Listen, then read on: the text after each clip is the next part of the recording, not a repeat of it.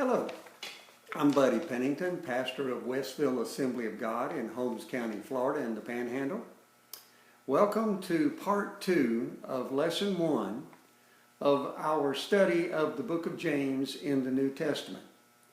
In the first video, we took a look at who was the author of James, and we came to the conclusion that it was James, the brother of Jesus, who was a leading elder in the Jerusalem church. We also looked at the fact that he is writing this letter to the dispersed Jewish believers who have scattered abroad after the persecution that was created by Herod. We talked a little bit about some of the topics that were studied in the book of James. And tonight we're going to begin with verse number 2 and read through verse number 4. So let's get right into our study. Dear brothers and sisters, when troubles of any kind come your way, consider it an opportunity for great joy. For you know that when your faith is tested, your endurance has a chance to grow. So let it grow, for when your endurance is fully developed, you will be perfect and complete, needing nothing. Let's have a moment of prayer. Dear Heavenly Father, we thank you for this word from the book of James that we have in our Holy Bible. We pray that as we talk about the topics in this part of the book, that you would anoint us to receive instruction from your Holy Spirit. We thank you for what you're going to do, and we place it in your hands. In Christ's name we ask this. Amen. When troubles of any kind come your way, count it as an opportunity for all joy. Now, who in the world would make a statement like that?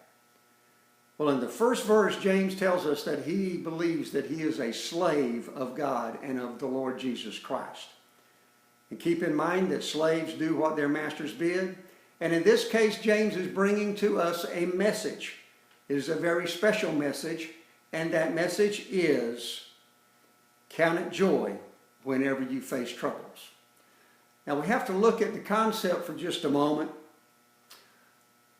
of troubles and how in the world we can have joy when they come. Now first, the troubles. Now we know what those are. Those are trials, those are tests, those are temptations, those are problems, those are afflictions, those are persecutions, they're hardships, they're the hard knocks of life that come against us.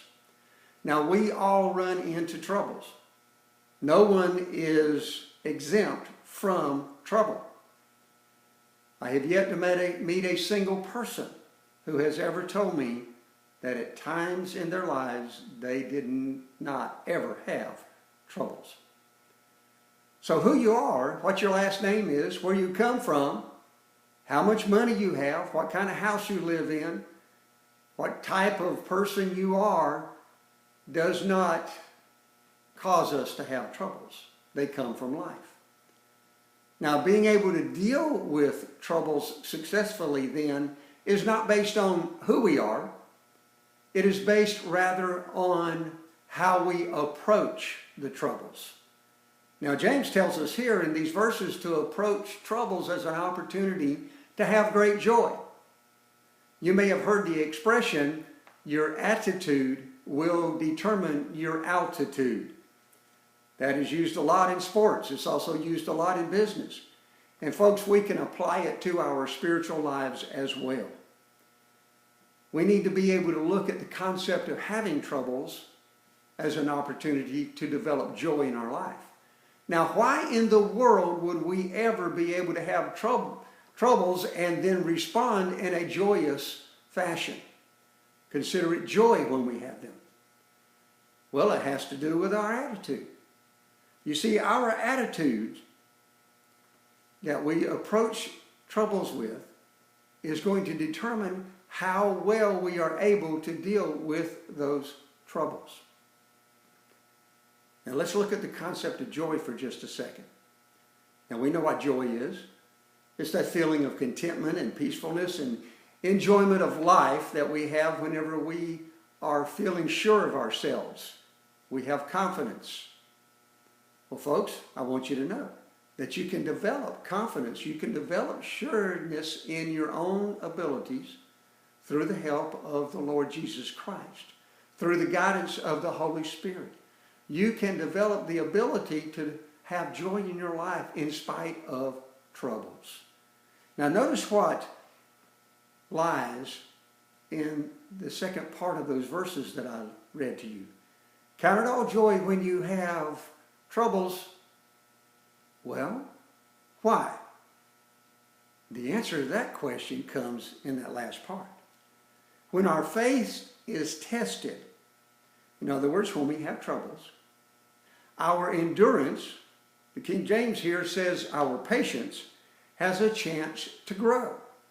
And not only does it grow, but it helps us to mature as it grows. Now let's see if we can sort this out. Troubles put us in the position to become more able to deal with life. The reason is we have to deal with the trouble. And as we are able to overcome the troubles that come against us, we develop maturity in our lives. As we develop maturity in our lives, we are then better able as people to overcome the next trial and hardship that should come our way. And an interesting thing about the scripture says that we not only mature, we become able to lack nothing. Now, no hard times equals no endurance. And no endurance equals no maturity. James is saying when we become more mature, we can be joyful. I know it sounds hard to believe, but the reality is that when we have to deal with and face and overcome troubles, trials, hardships, hard knocks, then we become more able to deal with life that comes along after that trouble or hard knock. I heard someone say a long time ago, everyone that we know is either just coming out of a trial, they're going through a trial, or they're about to go into a trial. Our trials and troubles give us the opportunity to develop maturity that we need to deal with these trials we face all the time. There's something that I've observed in my lifetime, and that is that people who do not have endurance, have not developed patience, have not matured, have a tendency to be very self-centered. They are self-serving. They are selfish, if you'll allow me to use that word.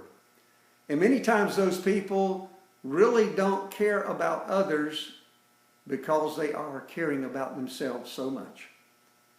And in their relationships with others and in their actions and activities with others, I have noticed many, many times those people are very rude. They do not treat others like they want them to be treated. One of the things about developing maturity and overcoming hardships that gives us joy is the realization that those negative attitudes that I've just mentioned to you of selfishness and self-centeredness, self-serving, those negative attitudes are not part of our life when we develop maturity. When we become complete in God, we have the ability to overcome those negative attitudes. And remember, your attitude determines your altitude, even in spiritual things.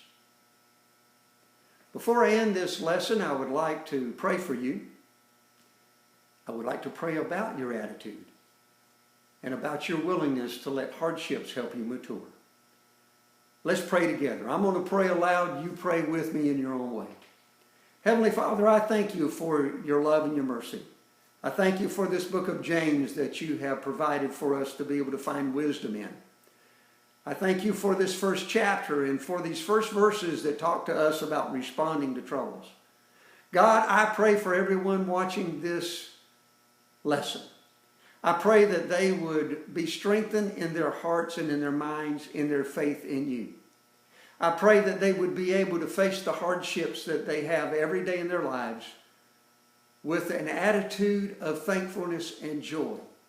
I pray that they would become more mature in their ability to handle problems. I pray that they would become the people that you want them to be, complete and fully developed, people who are walking in the image of Christ. I ask this in his blessed name, and I give him glory for what he's going to do. Amen. May God bless you richly. I originally had planned to put these lessons up about once a week. I have discovered that my schedule is going to allow me to put them up about 3 times a week. So I am right now planning on having them available on Tuesdays, Thursdays, and Saturdays. Today's Saturday. I hope you enjoyed the second lesson. If you would, click on the subscribe button to my channel. You'll be able to find out whenever there are additional lessons posted. Plus, you'll be able to see videos that we prepare for our worship services and our times of prayer and praise at Westville Assembly of God. May God bless you, and we hope to see you again soon.